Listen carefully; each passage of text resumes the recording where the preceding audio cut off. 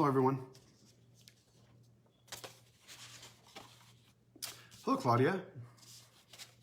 Hello, Scott.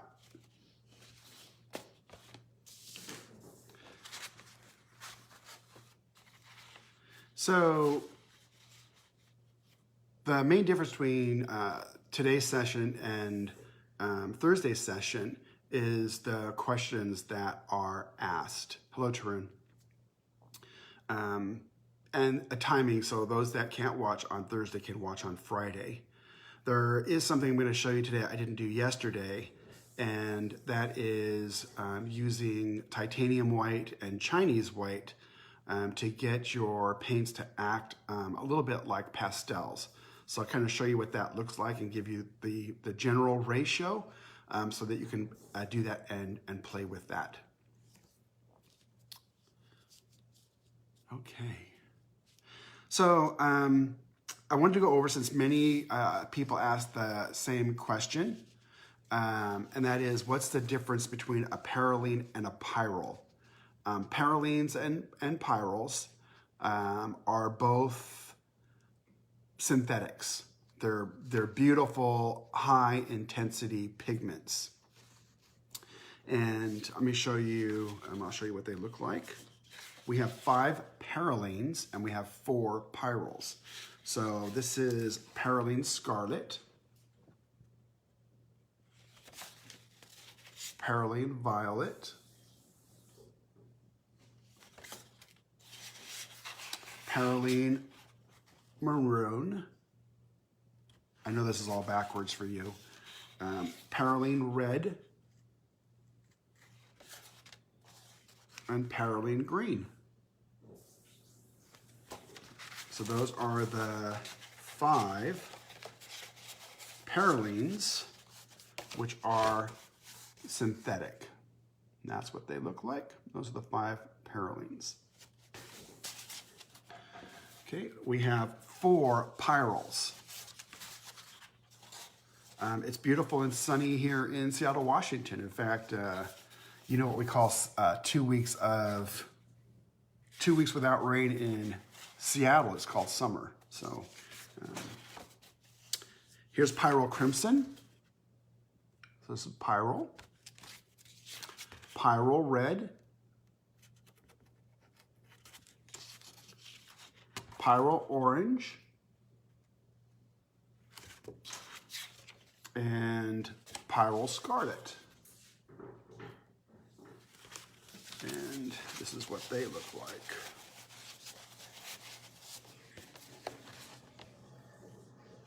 Those are the pyrroles.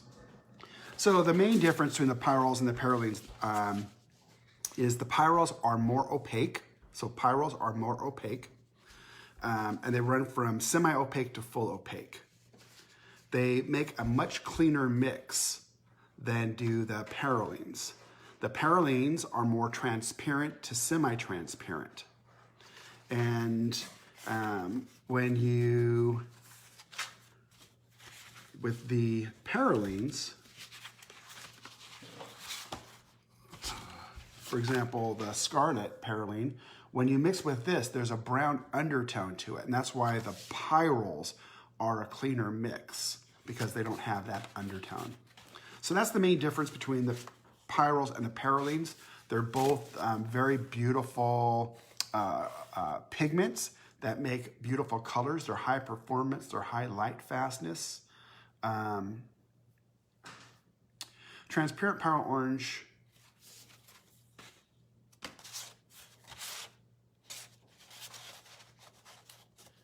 Transparent pyrrole orange, thank you for catching that, Nisha. Transparent pyrrole orange is a pyrrole. Yes. So, my bad on leaving that one out. Thank you for catching that. That's why I love the interaction. So thank you for catching that. Hello, Praffle. Yeah, so Joy, a lot of it is what I went over yesterday, and that's because there's 2 different parts of the world that are listening to them. And there's more questions. I try to review both sets of questions. So yes, much of it is a rerun. So yesterday we also talked about some of the questions that you asked, and I wanted to go over those. So there's characteristics of watercolors, and they are on the legend. They are right here on the legend bar, right here. And what those are, and we've gone over these before, they're staining. So staining is one characteristic. Another one is granulation. Another one is transparency. And a very important one is light fastness. And so I'm asked questions quite often, if something's opaque, does it have a better light fastness? No. Transparency is where you would have the characteristic of opacity. So under the heading of transparency, you'd have something which is either transparent, semi-transparent, or opaque. It has nothing to do whether they are light fast or not light fast. So the light fastness category really determines and says to you as the artist, how long will something last in the presence of full sunlight? And we test ours with a xenon phaedometer, and I put a image of that machine onto the Facebook so you can see it. And in 4 days with the xenon bulb, we could do about 100 plus years of light. So we test things out as 100, 120, 130, then we stop. So we have what's fugitive, then we list, so a 4, we have a 3, a 2 becomes 100 years, and then a 1 is for 100 plus years. So that's what light fastness. Light fastness is just how long something will last in the presence of full sunlight. And there's things you can do. You can always put conservation glass to repel some of the UV and the harmful light, put it into a room that doesn't have full sunlight, etc. Hello, Tess. So glad we're going to be in some stores in Belarus, so that's absolutely fantastic. Glad that you're watching. So then fugitive, and fugitive just means it's the characteristic of the pigment, and where you get a lot of fugitive colors is with biologics. I was going to say organics, but then we go into organic or inorganic.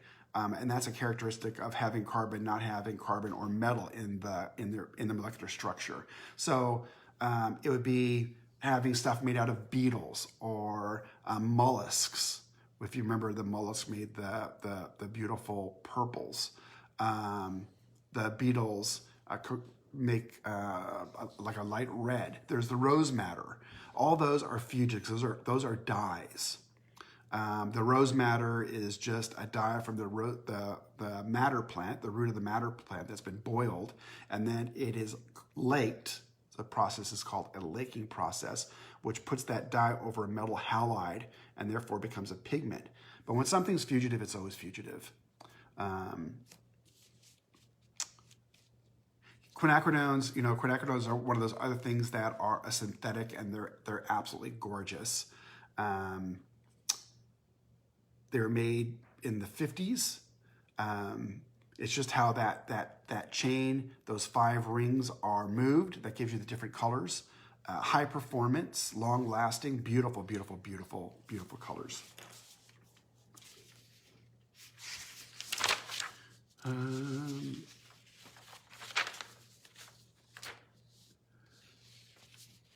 So I was asked about Leilitha asked about chromium green oxide and it having excellent light fastness. Almost oxides by definition, for the most part, are very light fast because they're earth. If you have siennas, umbers, the primitex, which are minerals, those have lasted for millennia.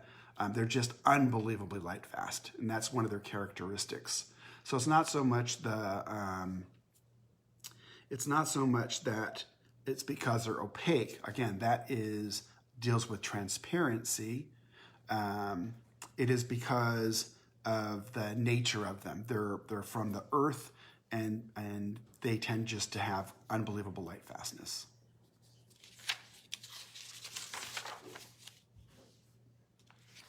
I want to go over watercolor grounds with you today, so I think you'll find that kind of interesting.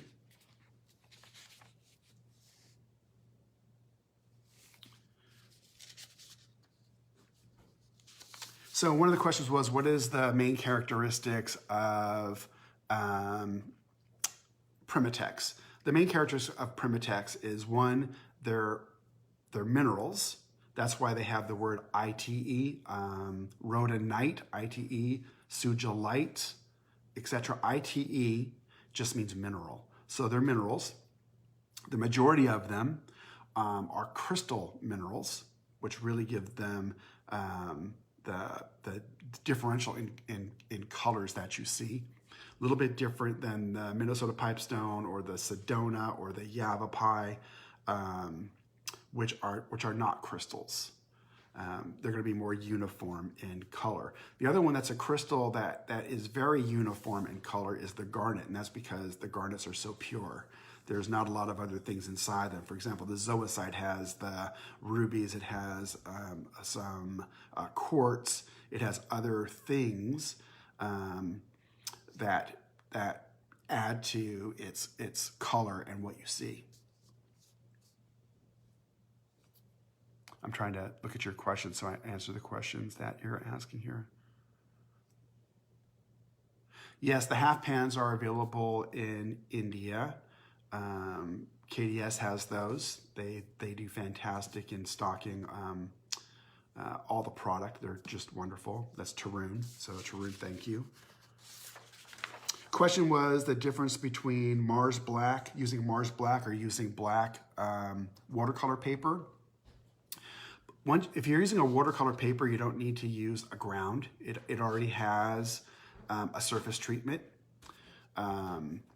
If you're using the ground, you wanted to put on something that you want to make a surface treatment out of. So the ground acts as a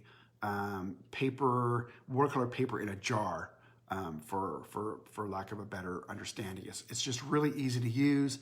You can put it on almost anything, wait 24 hours for it to cure, and then use it as a watercolor painting surface. If you use glass, you have to abrade it a little bit to give it something to hold on to, because glass is not very porous. If you're putting it over canvas, you might have to do 2 coats. So in general, I wanted to go over this with you just so you have some information. You can tint the watercolor ground if you wanted to. And to tint it, you just want to add a very small amount of watercolor to it, for example. So no more than 10%, because if you go more than 10%, you can destabilize the polymer in the watercolor. You can also tint it with acrylic, and with acrylic, you can use it up to 20%. So you can tint it, which is kind of interesting. Thickness, you want to lay it on about the size, about 1 mil, no more than the thickness of a dime. Now that can change, and you might have to do more than 1 layer. For example, if you put it over canvas, which is very porous, you might have to do more than one application. So you do 1 application, you let it dry, see if you like it, then you do another application. But about the size of a dime. A 4-ounce jar, put my thumb up to see it's a 4-ounce jar, will give you roughly 20 square feet of coverage. So it's a great deal for being very creative, putting it on Kleenex boxes or tins, etc. Lots of creativity there. You can use, so we sell just one type of ground in several different colors, but one ground that you can decide whether you want to make it thin or thick. And that's by how much you put on. You can also change whether it's smooth or not smooth by how you want to move your foam brush. And foam brush is really easy to use, very inexpensive to use. I would recommend you use a foam brush. But you can play around with it quite a bit to get what you want to get out of it. Again, it takes about 24 hours for it to dry. The transparent does about 12 to 14 square feet. So when I say transparent, it is transparent, but it's not like glass in your house where it's perfectly clear. There has to be some tooth to it, and the material that we use to create the tooth makes it transparent, but you can see it's a little cloudy, not real cloudy, but a little cloudy, and that's just the material that has to be present for it to act as a surface material or a sizing. Okay.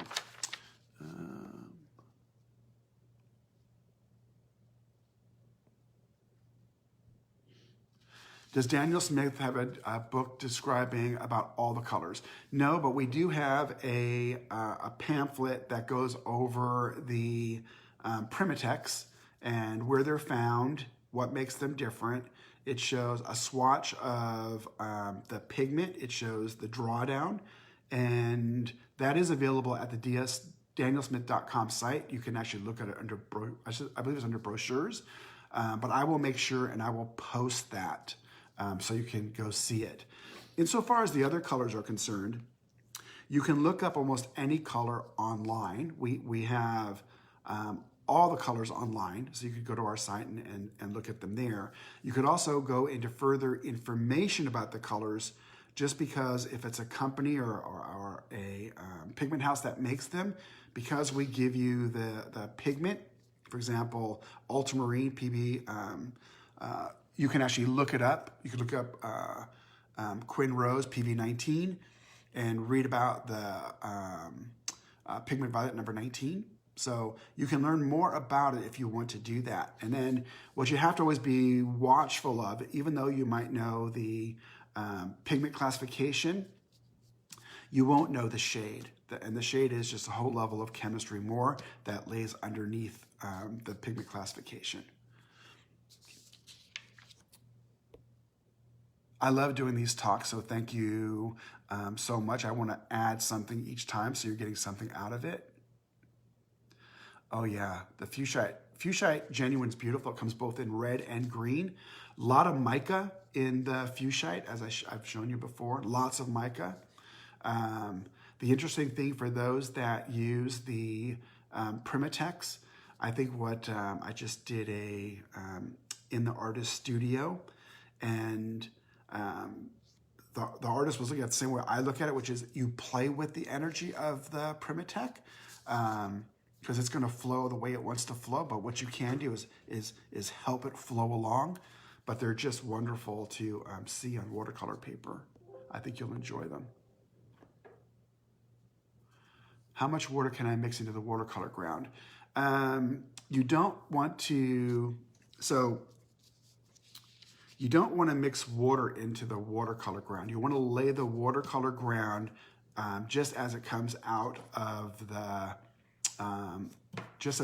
jar. Because it's not a watercolor, it's actually a polymer, and it's a modified polymer that's water miscible.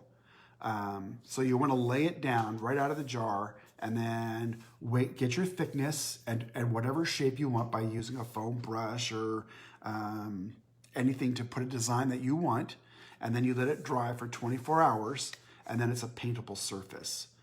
Once it's dried, it'll act just like a watercolor paper, a sizing. It'll be somewhat, the water will go into it a little bit so it holds on, but it'll also stay on the top, allowing maximum color.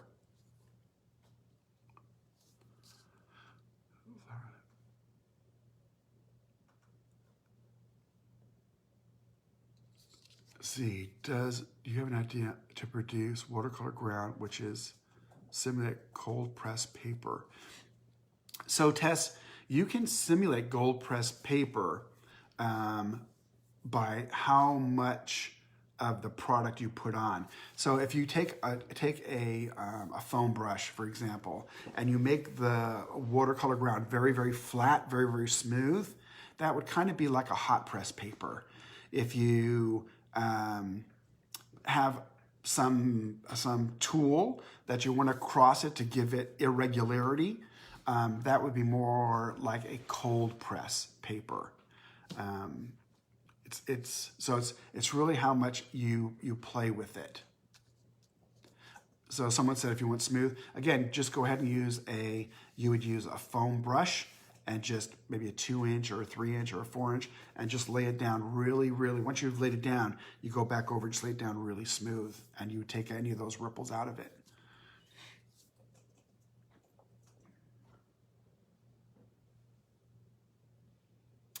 Yeah, so Connie, thank you for your interest in the 24 metal half pan.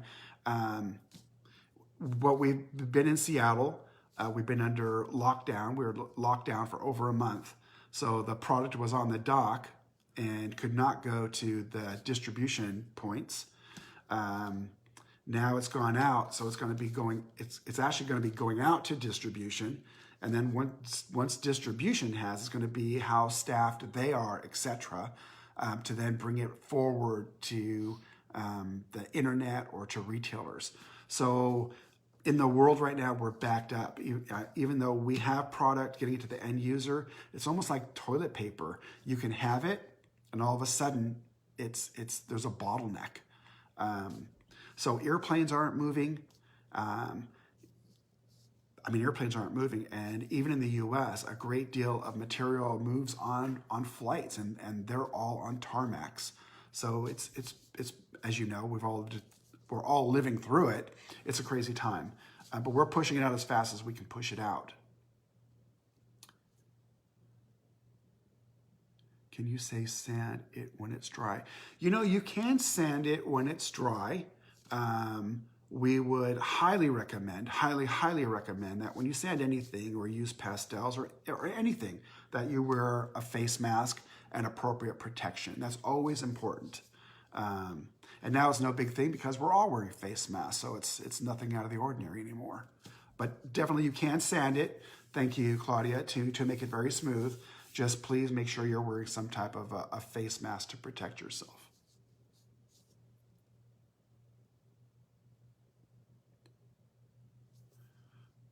No, so Ritu, the half pans are highly dehydrated. There's only 10% moisture within the half pans, and unlike companies that use honey, the gum arabic will not want to bring in the moisture, so they should be absolutely fine.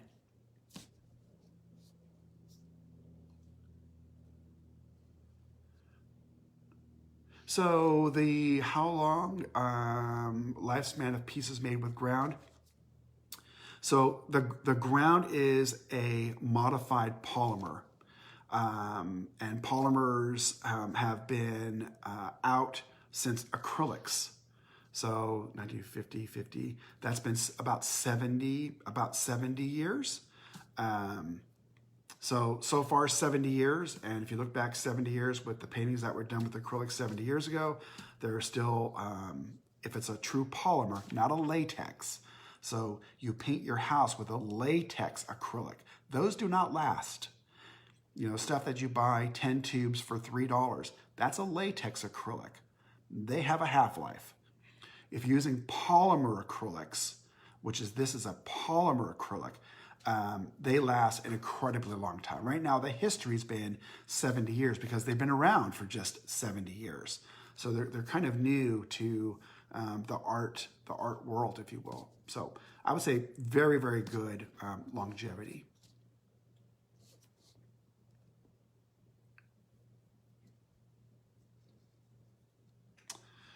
Yeah, cerulean blue is really, really pretty. In fact, I wanted to show you that. Thank you for bringing that up. So Raffaelli, out of Italy, had talked about Viriditor as a really pretty blue.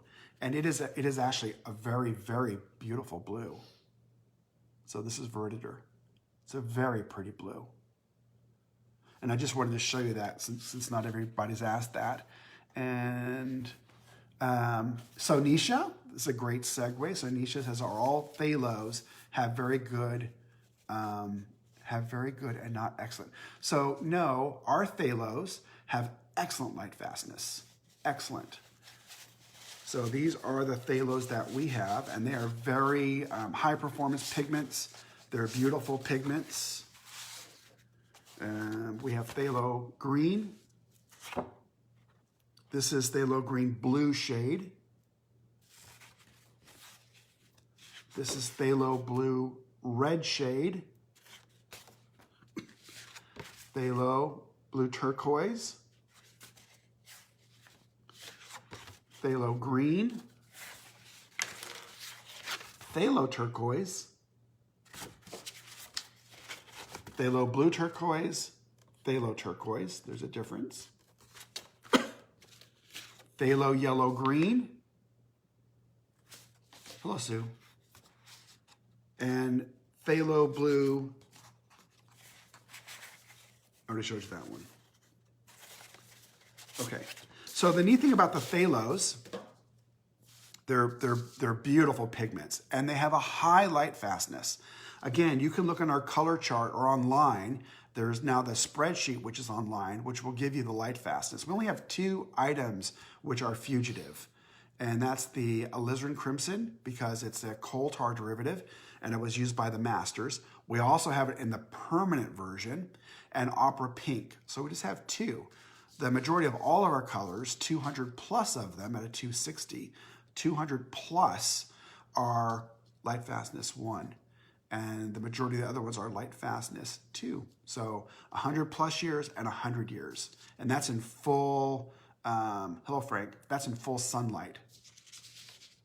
So the neat thing about these 2 phthalos, the red and the blue, if you use the red shade and you use you can move it easily toward the violet, because it already has that undertone to it. If you use the blue, the green shade, and mix it with quinacridone, rose, or a red, you can move toward more of the green, because it has that undertone already. So that's kind of the issues with the phthalo blue, red, and green shade, and why we make those.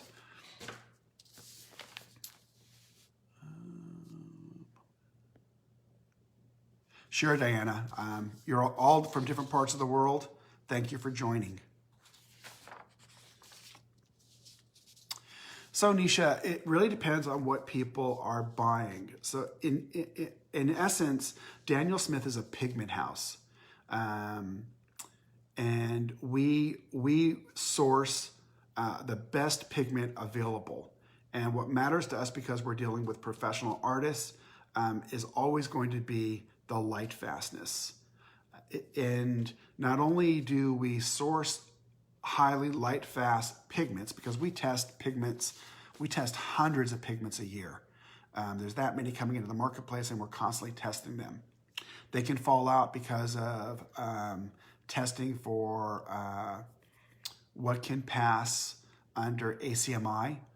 They can fail because they're too similar to something we already have. But we will test all pigments. And even when we buy pigment from somebody that we've bought pigment from for 20 years, we still take that batch, that new pigment, we take that batch, and then we will put it through our xenon photometer and test it. All of that adds cost. It's costly to have chemists. It's costly to have a full running laboratory, and it's costly to have chemists. So if you want to make sure what you're selling is the best and it's professionals, it takes a lot of work. And bottom line, at the end of the day, the name on the tube, even though it says Daniel Smith, it's my name. And it's important to me that we're using the best materials possible, and that what I'm telling the artist is accurate information. The worst would be that you're using something and it doesn't last. And that's the question you always need to be asking from people you're buying art materials from, is how have you tested this? You know, how is it really going to last? How long I think it's going to last? Because at the end of the day, the person that's signing that painting is you. So very important to us. So if I had it here, I have it here. Wow, look at that, I have it. So this is the permanent alizarin crimson. Permanent alizarin crimson. And it's very, very close to the alizarin crimson, which I don't have at my fingertips right now. So the reason we actually sell a huge amount of alizarin crimson, and the reason that we sell it is professors who are very knowledgeable want their students to use the paint that the masters used. So they will let their students know this is going to be fugitive. You may not do this in your career, but right now, because you're learning, we want you to try this out, etc. And then a lot of the professional artists will move over toward the permanent alizarin crimson. So they have permanent. So Raffaele in Italy, he uses both. Raffaele is a Daniel Smith brand ambassador, and he says they're almost the same. Perhaps the traditional version is somewhat warmer. I love pigments. I love color. I mean, what a world that we live in nowadays, that there's so much color. Being 60 years old, I remember when cars came out in a lot of colors, and I say that facetiously. They were black, white, green, red, and sometimes blue. There were 5 colors. And nowadays, boy, there's just, you go to a parking lot and there's hundreds of different colors. It's really quite fabulous. Oh, that's a very good question. So if we mix opera rose, so what you really mean is for us is opera pink. So I believe you mean opera pink. If you mix opera pink, which is a fugitive, with another color that's permanent, say a series 1, highly light fast, what mix retain the fugitive nature? So say you mixed it with a color that had a light fast of 1. That's 100 plus years. And we take the opera pink, so 20 years, and we add them together and say, okay, so 120 divided by 2, that should be 60 years. It doesn't work that way.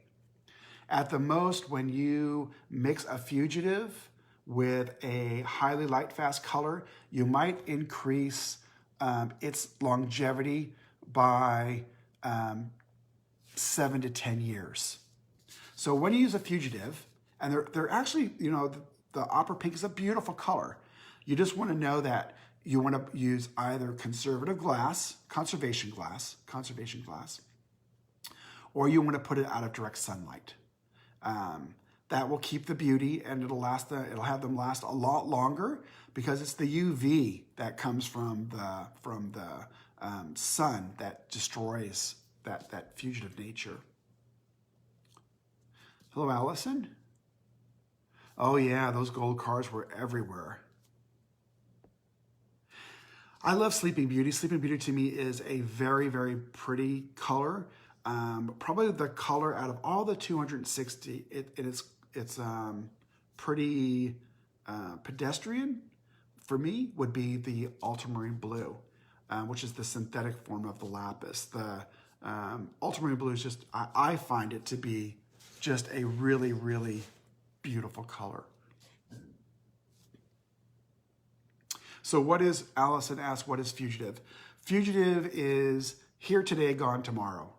So if I have a permanent color, that's a series, that is a light fastness of 1. That means we've tested it to 100 plus years, and we use the xenon phaedometer to do that. If it's fugitive, that means when we put it into the xenon phaedometer, or we put it outside into the bright light, in about 20 years, it'll be gone. So that's fugitive. We only have 2 fugitive colors. You can't make a pigment that's fugitive, non-fugitive.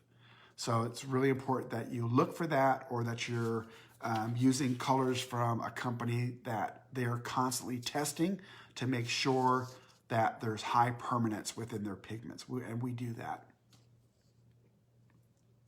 Yep, so Giovanni, those 2, opera pink and the alizarin crimson.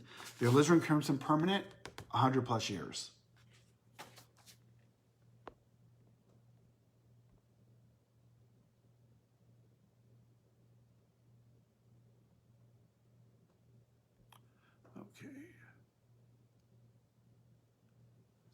Yeah, Potter's Pink it has is not fugitive. It's a very pretty color, and the cobalt teal blue. I mean, what can you say about cobalt teal blue? That's just an absolutely gorgeous color.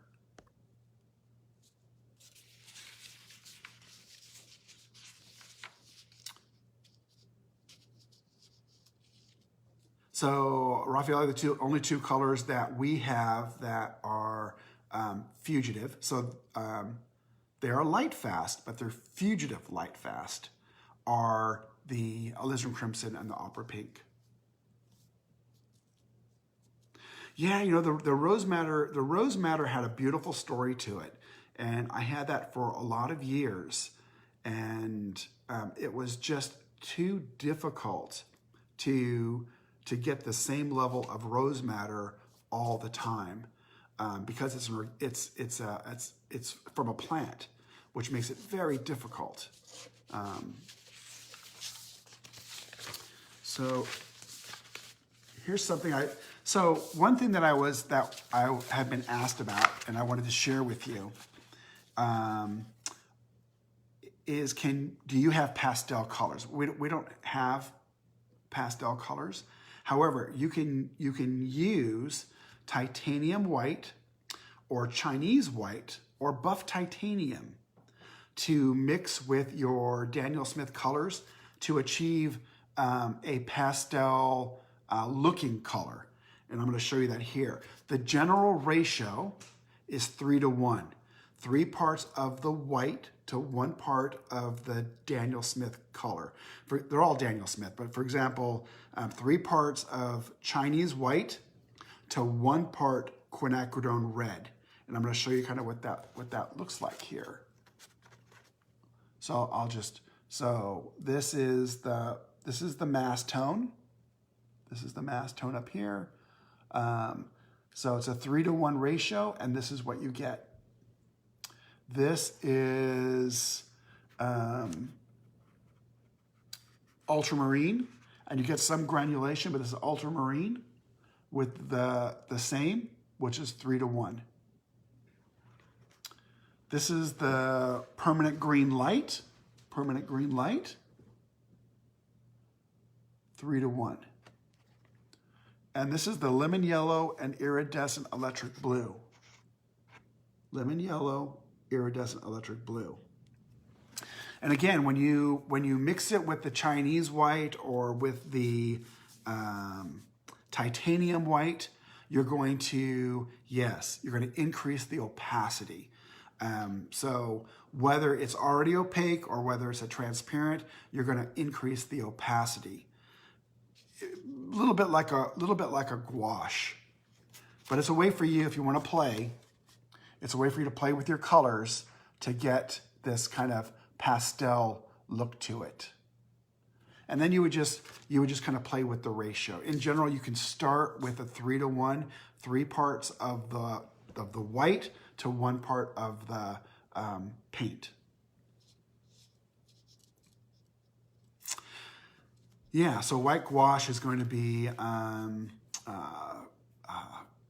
very opaque. So gouache was used way back in the day for photographers when they were taking a lot of still pictures, not to get that glare back at them. Hello, Rosemary. Yeah, titanium, buff titanium, titanium white they're beautiful. I know a lot of artists will use the white of the paper versus using a white, but there's quite a few others that will actually use the titanium white or the buff titanium or the Chinese white.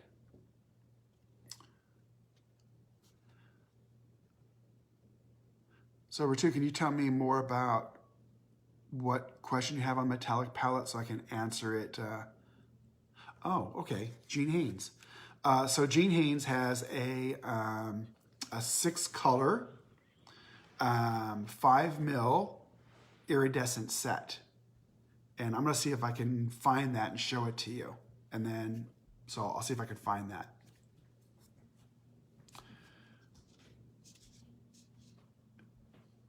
Oh yes, that's right. So it is called All That Shimmers. And it's a very good way to get started in the luminescent color. Jean Haynes is phenomenal instructor, phenomenal teacher, phenomenal artist, and she walks through how to use those. They're quite beautiful. What all can be painted with a metallic palette? Pretty much, you know, different artists are using for different things. You can use, they definitely, butterflies, dragonflies, things of that nature, things that have metallic built into them. There's other artists that are using them for skin tone. You can Google, and there's artists that use it for skin tone. There's other artists, if you look at my eye, you can see that my eye has light. You can see the light in my eyes. And many times when we're done with doing a portrait, the portrait has dead eyes. And artists will use an iridescent. In fact, Claudia, that's been on the feed, does gorgeous eyes with luminescence. I mean, they're absolutely beautiful. And if you watch her in the artist studio, you can see some of what she's done with iridescent colors. She's done it absolutely marvelous. If you go back, you can see Claudia Hernandez. You can see her. You can actually find Claudia in the feed, and she does absolutely wonderful things with the luminescence. In fact, they're in one of the museums in Mexico. So Claudia Diaz Hernandez does great work. And her eyes, when you say, what can you do with the iridescence? Her eyes, the way she does eyes with them is just breathtaking. Beautiful, beautiful.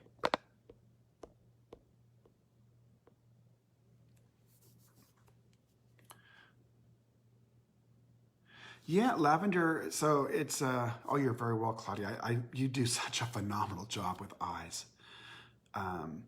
So lavender is 3 pigments. When you have one pigment, when you have 3 pigments, you always have to be very, from a chemistry standpoint, you have to be very careful about how you mix those. And it has to be the same all the time, or you can have one pigment override another one and give you a different shade. So it's from a chemistry standpoint and a manufacturing standpoint, it can be very, very tricky. From in the tube, they can be absolutely gorgeous.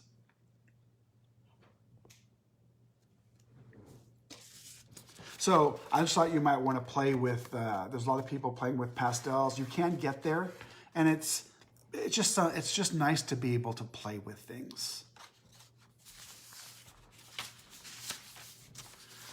See if I have anything else to. I can't find the Jean Haynes set.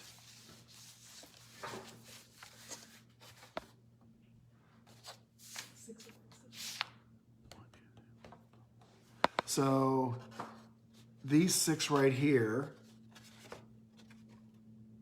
I know it's gonna be hard for you to see this, I apologize. These are in that set.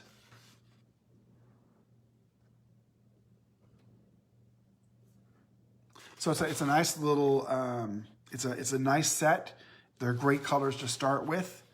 The other thing that you can do if you're curious about the iridescent is they are on the 66 dot card. Not all of them, but there's a good portion of them on the 66 dot card, and they are all part of the 238 dot card.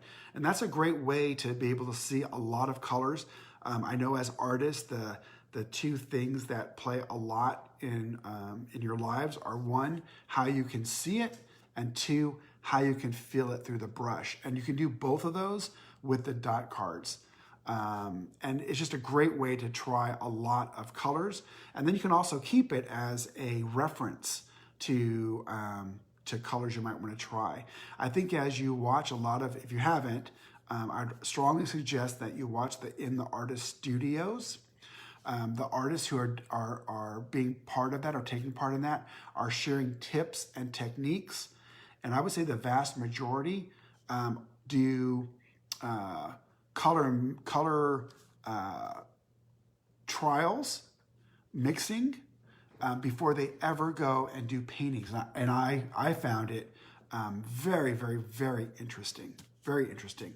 I think the more that we watch, and as you're doing here, the more that we talk to each other, the more that we learn. I think that's the greatest way to learn, is to either read what someone has done, or for me, it's speak and watch. It's just a great way to learn. So the black on the card is, it's two things. I used to use black gesso, but now I use black watercolor ground. And it's just to show you whether the color, how the color shows from white to dark. For example, if it's an iridescent, you can see it over the white and you can see it over the dark. If it's an interference, very few interferences can you see over a white, but they pop over a dark, as do the duochromes and the pearlescents. So it's just a way for you to be able to understand over a cup of coffee. If I use this particular interference, I'm going to see it. I'm going to get my characteristic that I want over a dark, but I might not get it over a light. And sometimes you might not want it to show over a white, but you might want it to pop as you drag it over a dark. So it's just a way, again, to have a tool in your tool chest to be able to have an understanding of how you would use it or might use it.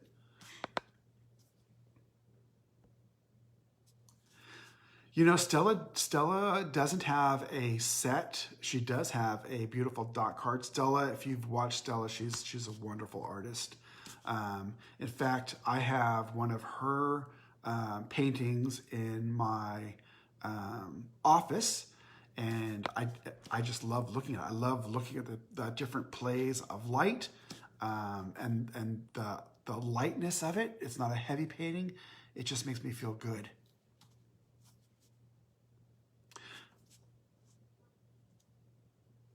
Yes, the Crumbles of Bod is a very, very beautiful color, and how it changes intensity is very, very interesting.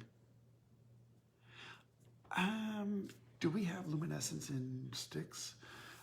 So can the luminescence be made in sticks? Yes. Do we make them in sticks? No.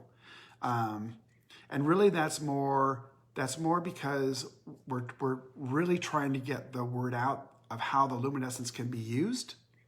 And that's why we brought out the 5 mil tubes, so people can, artists can try those and play with those and see how they can incorporate those into their paintings. If that becomes a hit, then we can look at making them in sticks.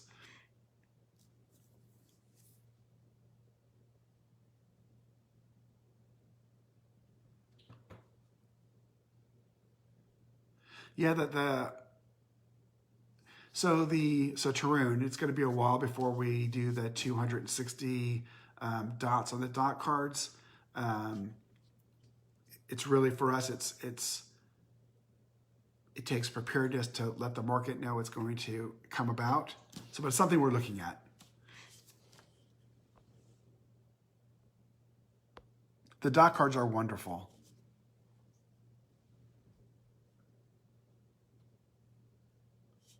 The cerulean blue is a very, very beautiful color. Hello, Barbara.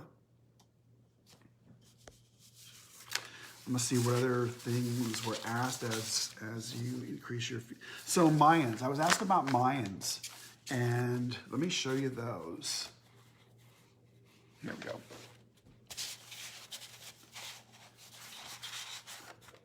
So we have Mayan yellow, Mayan violet, Mayan red, Mayan orange, Mayan dark blue,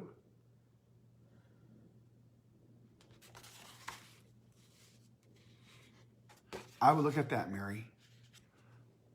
So I could probably flip the phone over.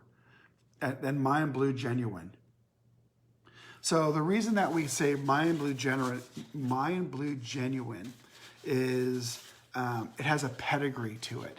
It's the same way that the Mayans made the Mayan blue back in that period of time, which was taking indigo and fusing it into clay and then heating it to lock it.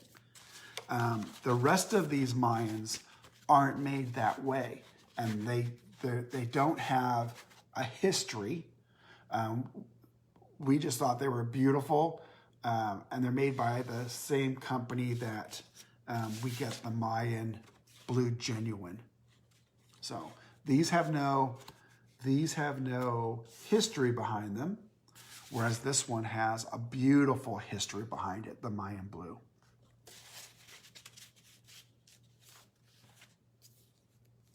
So Raffaele says cerulean blue is his ultimate favorite. Yeah, the Mayan blue is just, it's a very beautiful color with a very awesome history. That's about all I have to go over with you today. What I want to do next week is add something new into the mix. If there's something that you wanted to see, if there's a question that you have, please share it with me. I will tell you that nothing is more meaningful than artists sharing questions with other artists so that we can all learn from them together. I hope and wish you all safety and health, and I look forward to speaking with you and talking with you next Friday. Thank you all very, very, very much. Bye-bye.